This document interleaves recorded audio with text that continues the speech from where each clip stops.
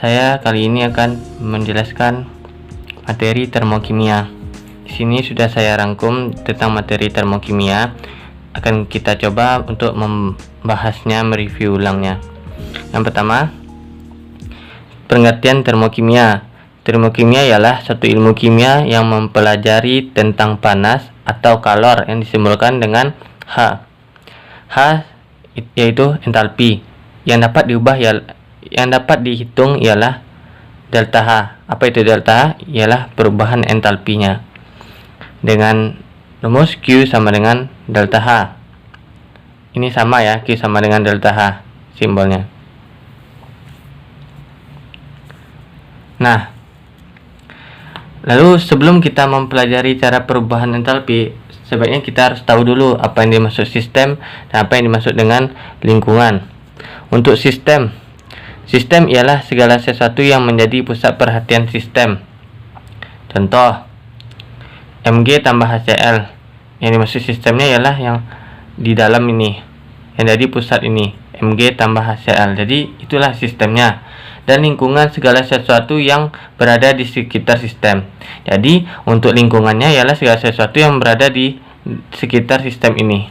Nah, itulah lingkungannya. Untuk selanjutnya kita akan mempelajari tentang reaksi-reaksi dalam termokimia. Reaksi-reaksi dalam termokimia yaitu ada, yang pertama kita mempelajari reaksi eksoterm dan kedua endoterm. Untuk kali ini kita pelajari reaksi eksotermnya. Reaksi eksoterm ini ciri-cirinya itu ialah apabila ada reaksinya panas, bisa jadi kemungkinan saat reaksi itu ada reaksi eksotermnya, yaitu reaksi perpindahan kalor dari sistem ke lingkungan. Jadi kalor berpindah dari sistem ke lingkungan. Untuk ciri-ciri reaksi termokimia yang eksoterm ini, yang pertama, terjadi kenaikan suhu. Nah, karena terjadi kenaikan suhu, makanya dia menghasilkan panas, yaitu T2 besar dari T1. Di sini kita lihat A tambah B menghasilkan AB.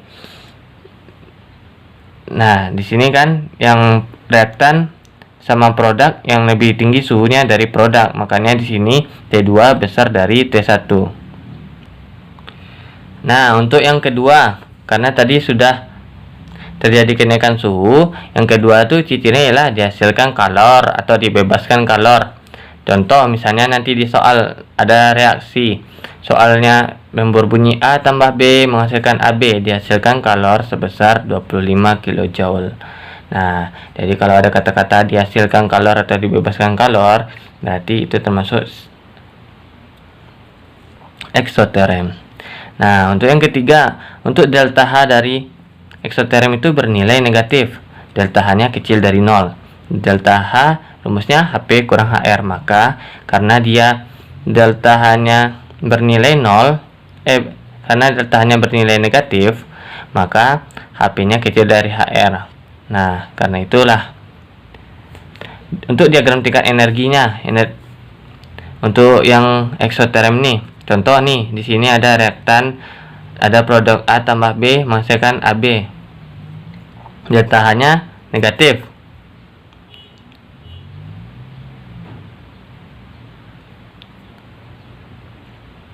Nah, untuk Hp kecil dari Hr, karena di sini A tambah B itu reaktan dan AB produk, maka Hr-nya di atas ya, karena Hp-nya kecil. Hp kecil dari Hr, maka reaksinya A tambah B menghasilkan AB. Nah, kayak inilah dia contoh diagram tingkat energi. Sama kayak contoh Mg tambah H2SO4 nih. Ini reaktan, ini produk. Karena di eksoterm bernilai negatif, maka Hr-nya di atas kan, Hp di bawah. Maka Mg tambah H2SO4 menghasilkan MgSO4 tambah H2. Selanjutnya, yang kedua ialah reaksi endoterm. Reaksi endoterm ini reaksi perpindahan kalor dari lingkungan ke sistem. Jadi kalor ini berpindah dari lingkungan ke sistem. Untuk ciri-cirinya, yang pertama terjadi penurunan suhu. Nah, dengan tanda dia nanti dingin, karena dia suhunya menurun. T1 besar dari T2. Nah, ini Ini sebuah reaksi. Nah, ini kita lihat nih, T1 nya kecil, T1 nya besar daripada T2. Nah, untuk ciri-ciri yang kedua ialah menyerap kalor atau membutuhkan atau menerima. Nah, ini ketika nanti ada di soal menyerap kalor, membutuhkan kalor, menerima kalor, atau ciri-cirinya tersebut disampaikan atau tidak, ada bacaan menyerap kalor atau membutuhkan kalor atau menerima, maka nanti di soal kita ketahui itu dia reaksinya endoterm. Nah, untuk yang ketiga, delta H bernilai positif, C tambah D menghasilkan F. Delta H nya positif ya. Untuk delta H besar dari 0, HP besar dari HR. Nah, untuk diagram tingkat energinya kita lihat, karena HP besar dari HR, maka HP di atas. Kalau HP kecil dari HR, maka HR nya yang di atas. Nah, jadi ini C tambah D menghasilkan F. C tambah D dia reaktan, menghasilkan F produk. Nah, seperti ini. Selanjutnya persamaan termokimia. Jadi di sini kita lihat ya, N2 tambah 2H2 tambah setengah Cl NH4Cl. Nah, ini reaksi persamaan termokimia yang sudah disetarakan. Bagaimana cara setarakannya? Seandainya kita belum tahu koefisiennya. Di sini N ada 1. Di sini N-nya ada 2. Anggap ini belum ada.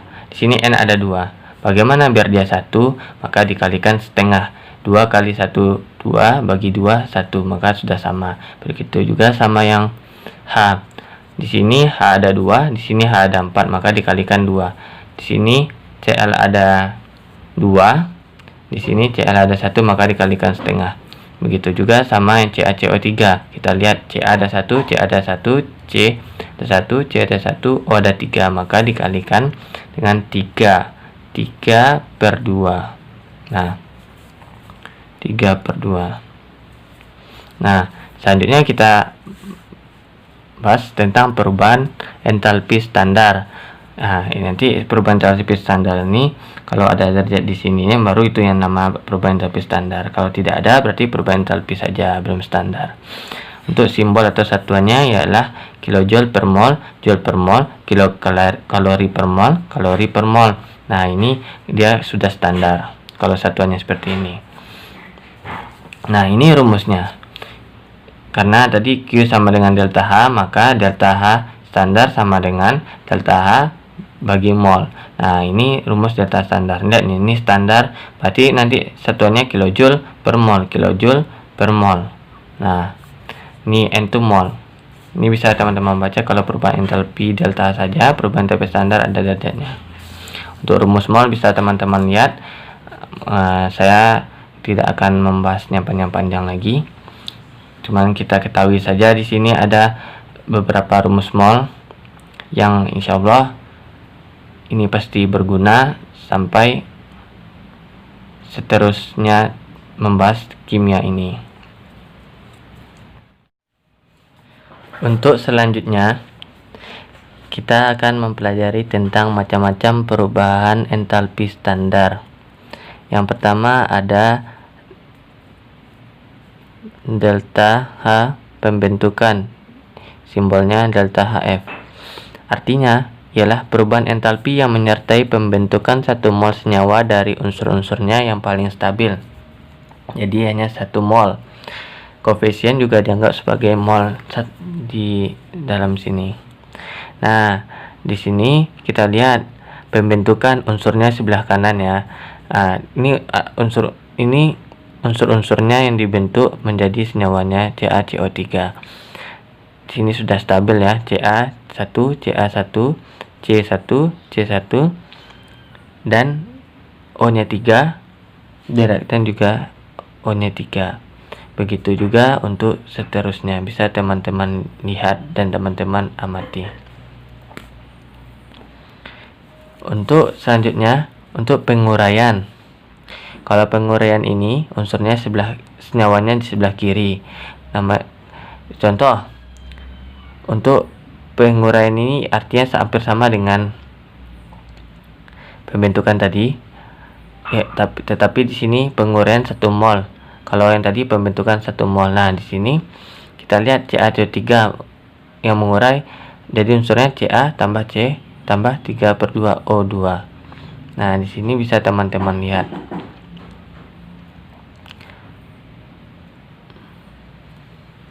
Untuk selanjutnya, delta H pembakaran yang disimbolkan dengan delta H standar C. Perubahan entalpi pada pembakaran 1 mol senyawa. Misal, CH4 ditambah O2 menghasilkan CO2 tambah H2O. Delta H-nya selalu negatif. Di sini sudah standar karena sini ada 1. Hanya 1 mol. Nah, di sini juga sudah standar kan 1 mol, makanya dia simbolnya di sini kilojoule per mol. Di sini juga kilojoule per mol. Nah, untuk pembakaran dia bernilai negatif selalu. Nah, untuk unsur CH jika dibakar sempurna selalu akan menghasilkan CO2 tambah H2O. Untuk unsur CHO, itu sama. Ketika dibakar selalu menghasilkan produknya CO2 tambah H2O.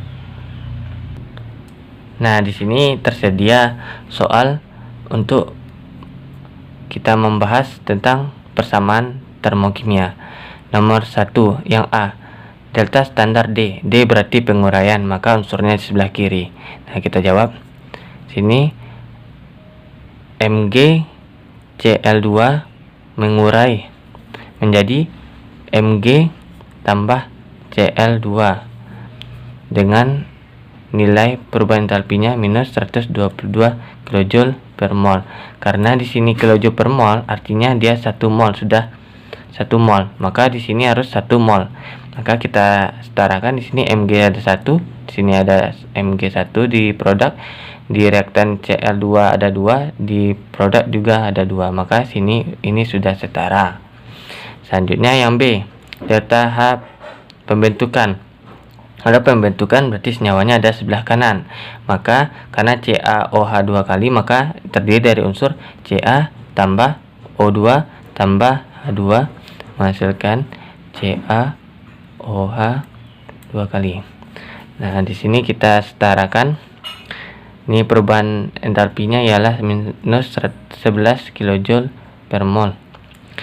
Di sini sudah setara. Ca ada 1 di reaktan, Ca ada 1 di produk, O2 ada 2 di reaktan, O ada 2 juga di produk, H ada 2 di reaktan, dan H ada 2 di produk. Untuk selanjutnya ialah C. Yang delta H pembentukan standar C. Nah, di sini dari CH4. Di sini karena unsur C, H, dan O ketika dibakar akan selalu menghasilkan CO2 tambah H2O. Maka langsung kita buat di sini CH4 tambah O2 menghasilkan CO2 tambah H2O. Nah, untuk reaksi setaranya di sini ada 2 dan di sini ada 2. Maka ini sudah setara. Karena di sini dia 1 mol. Maaf, soalnya ada yang tertinggal di sini. Nilainya minus 80 kJ per mol. Nah, karena sini udah kJ per mol berarti 1 mol udah standar, maka di sini minus 80 kJ per mol. Nah, ini sudah 1 mol, koefisien di sini. Untuk selanjutnya contoh soal penentuan perubahan entalpi. Di sini ada soal diketahui 1,6 gram metana. Metana ialah CH4. MR-nya 16. Lalu diketahui 80,2 kJ. Ini adalah entalpi, namun tidak entalpi standar karena masih kilojoule dari satuannya. Maka sini hanyalah delta H sama dengan 80,2 kJ. Nah, ditanya delta H standar berapa? Yang B, persamaan termokimia. Persamaan termokimia kimia. Nah, untuk tahap awal yang A, kita sudah diketahui delta H, diketahui juga gramnya, namun molnya tidak ketahui. Maka di sini kita cari delta H standar sama dengan delta H per mol, sama dengan untuk mol. Di sini kita cari molnya, mol sama dengan kita pakai rumus yang gram per mr atau AR. Nah, di sini ada 1,6 gram per. Oh ya, untuk ini biasanya di sini dibuat tidak mr atau AR, hanya gram per mol. Nah, di sini berarti 16 mr-nya 16 gram per mol. Nah, di sini gram bisa dicoret-coret jadinya mol. Berarti hasilnya 0,1 mol. Ini N. Nah, di sini kita masukkan 80,2 kJ dibagi 0,1 mol, menghasilkan 802 kJ per mol. Nah, ini untuk delta H standarnya. Untuk persamaan termokimianya ialah metana dibakar sempurna sehingga menghasilkan kalor. Karena dia 1 mol, maka di sini ialah CH4 tambah O2 menghasilkan CO2 tambah H2O.